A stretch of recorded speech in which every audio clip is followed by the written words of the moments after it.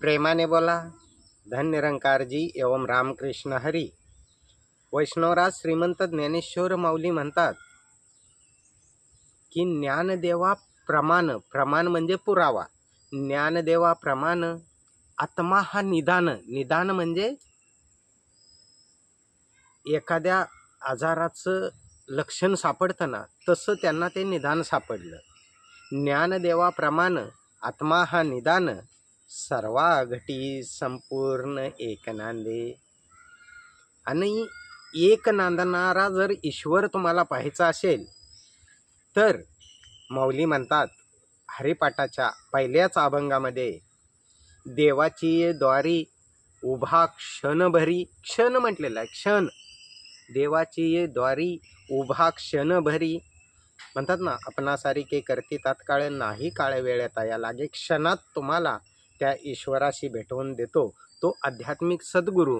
त्या सद्गुरूचं चरण म्हणजे देवाचं द्वार आहे असं माऊलीने म्हटले। देवाची द्वारी उभा क्षणभरी, तेने मुक्ती चारी साधिल्या। चार मुक्ती कोणत्या साध्य होतील? तर पहिलं, तुम्हाला कोणतरी सद्गुरूकडे घेऊन जातं, म्हणजे त्या संतांशी तुमचा सलोखा होतो, मैत्री होते, म्हणून या चार मुक्ती तिथेच साध्य होतात।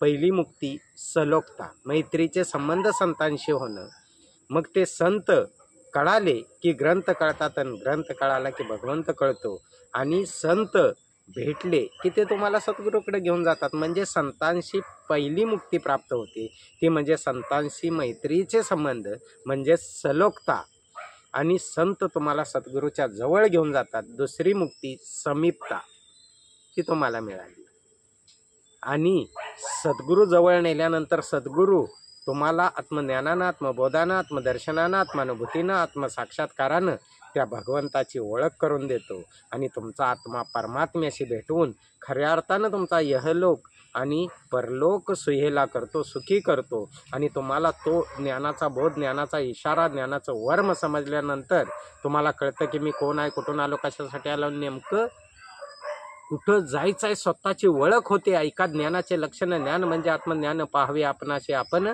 तया नाव बोली जे ज्ञान, असं तो ब्रह्मज्ञान प्राप्त करून सद्गुरू देतो, आणि प्राप्त करून दिल्यानंतर व्याप्त असणारा परमात्मा तुम्हाला पाहायला मिळतो, आणि त्याच्यामुळं तिसरी जी मुक्ती आहे ती स्वरूपता मुक्ती, ती तुम्हाला प्राप्त होते, आणि त्याच्यानंतर तुमचं जे जीवन असतं ते असं बनतं की जेथे जातो तेथे तू माझ्या संगती, चालविशी हाती धरोनिया।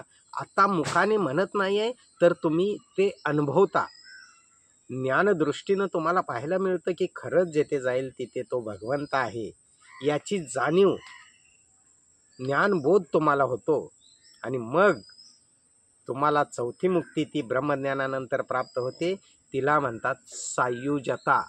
आम्ही कितीही योग याग विधी केल्या तरी सायुज्यता मुक्ती प्राप्त होत नाही आहे। ब्रह्मज्ञानानं आध्यात्मिक गुरुला शरण गेल्यानंतरच ती मुक्ती प्राप्त होते, आणि ते देवाचं द्वार म्हणजे सद्गुरूचं चरण, म्हणून माऊली म्हणतात देवाची द्वारी उभा क्षणभरी, तेने मुक्तीचारी साधिल्या। आणि मग पुढे म्हटलं, हरी मुखे म्हणा, हरी मुखे म्हणा, पुण्याची गणना कोण करी। हरी विठ्ठलमुखी म्हणा असं नाही म्हटलं माऊलींनी, हरी मुखे म्हणा, हरी मुखे म्हणा। हरी म्हणजे काय? तर प्रत्येक ठिकाणी, प्रत्येक वेळेला, प्रत्येक क्षणाला हजर असणारा, आणि री म्हणजे कुठेही रित्ता नसणारा, असा जाणल्यानंतर हरी मुखे म्हणा।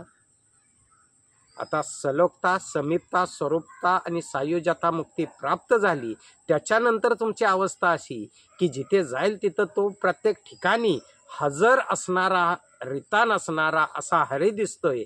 मग माऊली म्हणतात तुम्हाला आठवायची गरजच नाही, आपोआपच आठवणीत येईल, हरी मुखे म्हणा, हरी मुखे म्हणा, पुण्याची गणना कोण करी। अगणित असणारा जो अभेद आहे, अच्युत आहे, अविनाशी आहे, रंगरूपाहून न्यारा आहे, ज्याला आधी मध्य अंत रहित प्रभू परमात्मा म्हटलं जातं, अशा देवाची, अशा ईश्वराची ओळख झाल्यानंतर कळतं की ज्याला आधीही नाही, मध्यही नाही, अंतही नाही, म्हणजे अगणित आहे, निराकार आहे, अव्यक्त निराकार नाही ज्या आकार जेतून चराचर हरीशी भजे. तसा हरी भजायला लागल्यानंतर तुम्हाला अगणित परमात्म्याचं नाव घेतल्यानंतर जो अगणित आहे, अव्यक्त आहे, निराकार आहे, त्याचं नाव मुखानं घेतल्यानंतर माऊली म्हणतात हरिमुखे म्हणा, हरिमुखे म्हणा, पुण्याची गणना कोण करी. पुण्याची त्या गणनाच होऊ शकत नाही माऊली म्हणतात.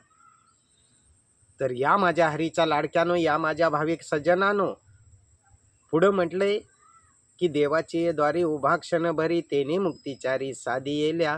हरिमुखे म्हणा, हरिमुखे म्हणा, पुण्याची गणना कोण करी. आसोनी संसारी जीवे वेगू करी. काय म्हटले? संसारात राहून जिबेला, जीवे म्हणजे जीव म्हटलं नाही, जीवे नाही, जिवे वे हला व जोडलंय. जिवे म्हणजे जिबेला वेग देऊन तुम्ही जर हरीचं नाव घेतलं, जिवे वेगू करी. वेदशास्त्र उभारी बाह्य सदा. वेदशास्त्र पुराण सुद्धा बाह्य सदा म्हणजे सदा हात उभारून तुम्हाला आशीर्वाद देतील. वेदशास्त्र उभारी बाह्य सदा. आणि माऊली म्हणतात की मी असंच म्हणत नाही. ज्ञानदेव म्हणे व्यासाची या खुने म्हणजे व्यासाचं प्रमाण आणि पुरावा देऊन सांगतो. ज्ञानदेव म्हणे व्यासाची खुने द्वारकेचा राणा पांडवा घरी. द्वारकेचा राणा म्हणजे भगवान श्रीकृष्ण यांनी सुद्धा पांडवांच्या घरी पाणी भरलं. एवढी ताकद आपल्या निस्वार्थ भक्तीमध्ये आहे, भावामध्ये आहे. म्हणून म्हटले भक्ति अकल सोच चतुराई और बुद्धि का विषय बिल्कुल नहीं है. भक्ति में सिर्फ और सिर्फ भाव की कदर हुआ करती है. तर या माझ्या हरीच्या लाडक्यानो, या माझ्या भाविक सज्जनानो, आज संपूर्ण विश्वामध्ये संत निरंकारी मिशन तोच शुभ संदेश देते की बाबांनो, भगवंताची भक्ती करण्याआधी भक्त, भगवंत आणि भक्ती या तिघांची सांगड असावी लागते. आमच्याकडे भक्ती आहे, आम्ही भक्त आहोत, परंतु भगवंत कुठे आहे याची जाणीव नसल्यामुळे, आम्हाला ते आत्मज्ञान, आत्मबोध, आत्मदर्शन, आत्मानुभूती, आत्मसाक्षात्कार नसल्यामुळे खऱ्या अर्थानं ते समजत नाही आहे. म्हणून या माझ्या हरीच्या लाडक्यानो, आज संपूर्ण विश्वाला संत निरंकारी मिशनच्या माध्यमातून, संत निरंकारी मिशनच्या वर्तमान सद्गुरू माता सुदीक्षाजी महाराज अर्थात निरंकारी माताजी तोच शुभ संदेश देत आहेत की बाबांनो, या श्रद्धेचा नमस्कार करा आणि एकाला जाणा, एकाला माना आणि एक व्हा. प्रेमाने बोला धन्य निरंकारजी एवं रामकृष्ण हरी. आणि जाता जाता एवढंच म्हणेन, व्हिडिओ आवडल्यास चॅनलला सबस्क्राईब करा, लाईक करा आणि शेअरसुद्धा करा. कारण तुमची साथ म्हणजे साक्षात भगवंताचा हात. प्रेमाने बोला धन्य निरंकारजी एवं रामकृष्ण हरी.